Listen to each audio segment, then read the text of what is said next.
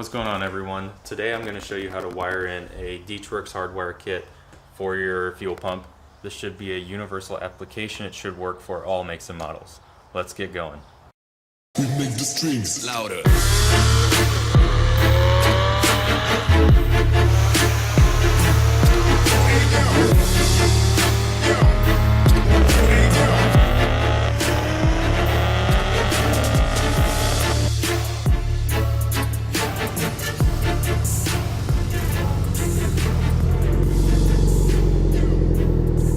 So if you're like me, upgrading to a larger fuel pump can have its advantages and disadvantages. One of the main disadvantages is the fact that more than likely your stock wiring harness cannot supply the correct amount of amperage that's required to power the fuel pump.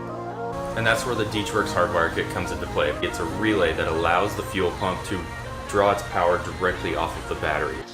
The DeatschWerks kit is powered by a much larger gauge wire, therefore it's not going to have any issues supplying your fuel pump with the correct amount of voltage. DeatschWerks is kind enough to supply us with some instructions on how to complete this project. They're really helpful. I just can't say enough great things about them. In all seriousness, guys, go ahead and throw away those instructions. They really are terrible. I'll show you exactly what I mean here in a second. So one of my main gripes with the instructions from DeatschWerks is that it tells you to disconnect the battery as your very first step. But then if you go down to number 5, it says, using a multimeter or wiring diagram, locate the pump 12 volt positive and ground negative wires. How are you going to do that? How are you going to locate the pump 12 volt without a battery? I don't understand that. So again, I'm going to take these and just throw them. Oh, fail. I'm just going to throw these in the trash.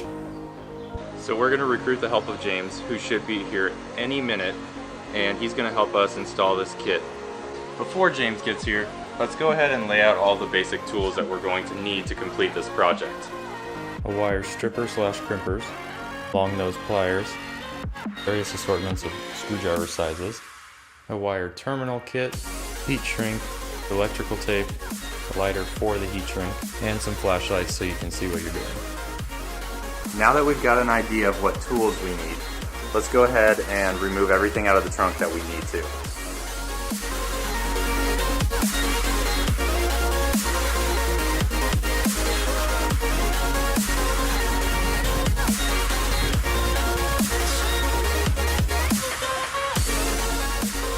The fuel pump controller is located right behind this panel right here. The location of the fuel pump controller is going to vary based on one vehicle to another. It's not going to all be in the same spot, but we are also going to be removing this, and it's going to expose all of the wires that we need to get to.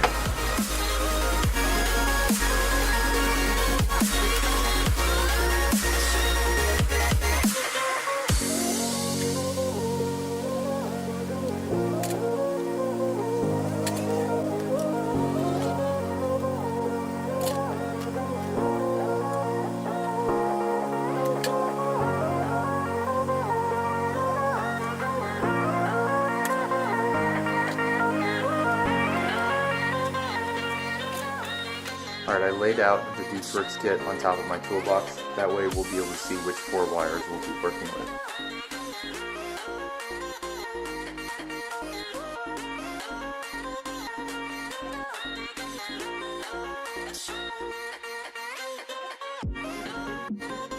Using a wiring diagram, I was able to locate where the 12 volt source is leading to my fuel pump controller, and I cross-referenced that using a multimeter set to the DCV20 setting.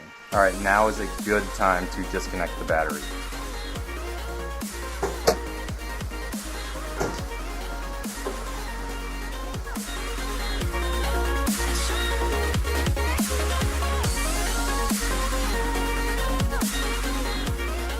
I'm going to hop into the trunk and let's get started. So we are in the back of my car right now. I have located the fuel pump controller. I'm going to unplug the harness.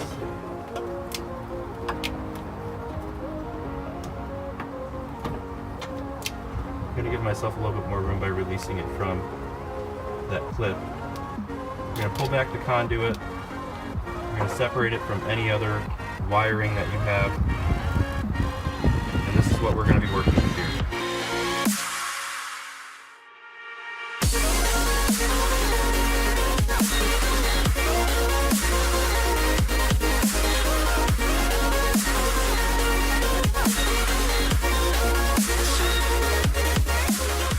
Alright, so using my multimeter here, I went ahead and found the 12-volt source that I was wanting to use.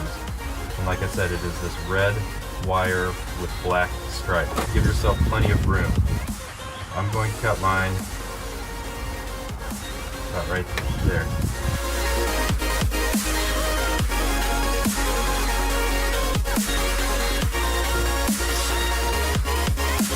I went ahead and mounted the relay right here, right near the fuel pump controller.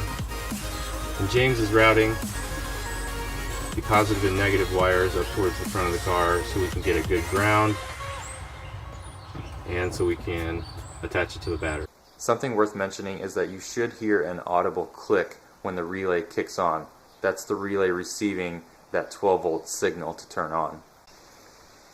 The moment of truth. Now that everything is wired up, let's go ahead and fire her up and see if she runs alright.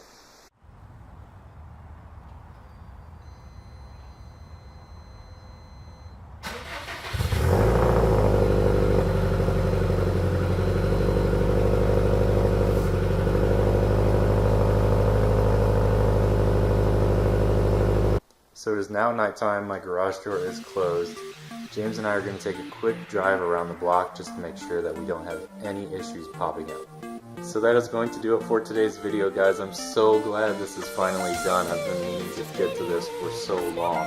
I hope my video was helpful in installing it in your vehicle. If you have any questions regarding this kit, feel free to leave a comment in the section below and I will get to them as soon as. And if you want to stay up to date on what's upcoming for the Subie Crew channel, feel free to hit that subscribe button. It is greatly appreciated, and we'll see you in the next video. Thanks, guys.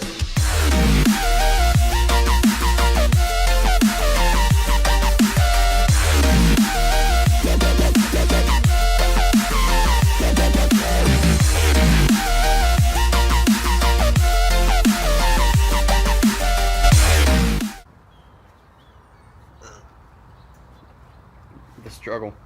Struggle bus. Freedom. Freedom. It looks cozy down there.